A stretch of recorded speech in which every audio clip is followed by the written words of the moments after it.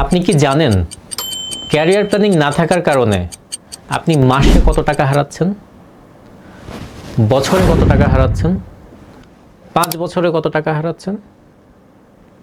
আসুন আজকে হিসাব করে আপনাকে দেখিয়ে দিই। দুজন বন্ধু রাফি আর সাব্বির, দুজন একই ইউনিভার্সিটি থেকে গ্র্যাজুয়েশন শেষ করেছে একই সাবজেক্টে। দুজনের সিজিপিও মোটামুটি প্রায় কাছাকাছি। গ্র্যাজুয়েশনের 6 মাস পর দুজনই জব পেয়ে গেল। রাফি জব পেল 22,000 টাকা স্যালারি, আর সাব্বির জব পেয়েছে 40,000 টাকা স্যালারি। সো এখানে ডিফারেন্সটা কত দাঁড়ালো? মান্থলি 18,000 টাকা ডিফারেন্স। এটাকে যদি আমি ইয়ারলি হিসাব করি তাহলে 2,16,000 টাকা ডিফারেন্স। 5 বছরে কত দাঁড়ায়? 10,80,000 টাকা ডিফারেন্স। সো এই এত বড় একটা ডিফারেন্সের কারণটা কি?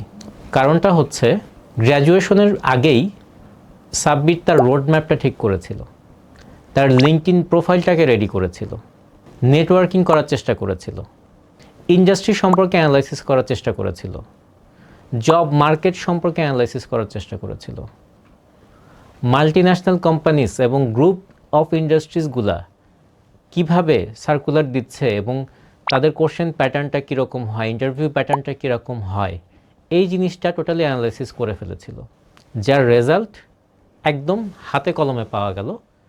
প্রায় একই রকমের সিজিপিএ নিয়ে তার ফ্রেন্ড মাত্র 22,000 টাকা দিয়ে স্টার্টিং, আর সেখানে সাব্বির স্টার্ট করলো 40,000 টাকা দিয়ে।